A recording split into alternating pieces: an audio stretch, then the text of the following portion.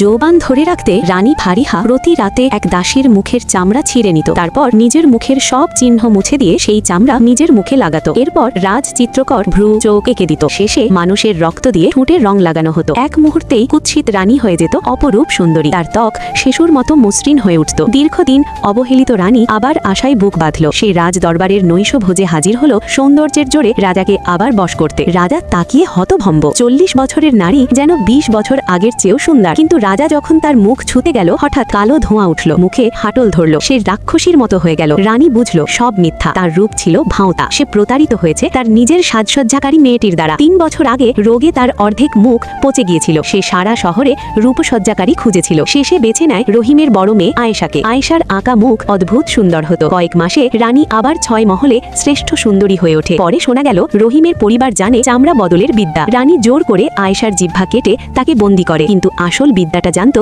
আয়েশার ছোট বোন নীরা। মানুষের চামড়া আর রক্ত দিয়ে সে মানুষকে তরুণ করে তুলতে পারত। কিন্তু বিদ্যার প্রতিক্রিয়া ভয়ঙ্কর। তাই আয়েশা তাকে থামিয়েছিল। এখন আয়েশা নিখোঁজ। নীরা বুঝল রানী দায়ী। সে প্রতিশোধ নিতে প্রাসাদে ঢোকে ছদ্মবেশে। শুরুতে সে শুধু অস্থায়ী সাজ করত, যাতে আধ ঘন্টার বেশি না থাকে। রানী আবার আত্মবিশ্বাস ফিরে পায়। রাজ দরবারে গিয়ে লজ্জায় পড়ে। রাজা তাকে রাক্ষসী বলে তাড়িয়ে দেয়। রাগে রানী নীরাকে মারতে উদ্যত হয়। এটাই নীরার পরিকল্পনা ছিল। সে বলে এই সাজ টেকে না, শুধু চামড়া বদলালেই চিরযৌবন। রানী সন্দেহ করলেও প্রমাণ চায়। নীরা একটি পুরনো চামড়ায় ওষুধ লাগায়। চামড়া ঝকঝকে হয়ে যায়। রানী উত্তেজনায় পুরো শরীরে লাগাতে বলে। পরের দিনের উৎসবে সবার চেয়ে সুন্দর হতে যায়। কিন্তু সে জানতো না এই ওষুধ 3 ঘন্টার বেশি টেকে না। তারপর শরীর পচতে শুরু করবে। পরদিন রানী সবার নজর কাড়ে। রাজা তাকে কোলে তুলে নেয়। এই ফাঁকে নীরা গোপন কক্ষে ঢোকে আয়েশাকে খুঁজতে। হঠাৎ রানীর রূপ ভেঙে পড়ে। সে আবার বুড়ি হয়ে যায়। রাজা দেখলে প্রাণ যাবে, তাই সে চোখ বেঁধে খেলায় ব্যস্ত রাখে। এরপর ছুটে যায় গোপন কক্ষে। কে আমার গোপন দরজা খুলেছে? নীরা সেই বদমাইশ। রানী বুঝলো আজ সে কাউকে ছাড়বে না।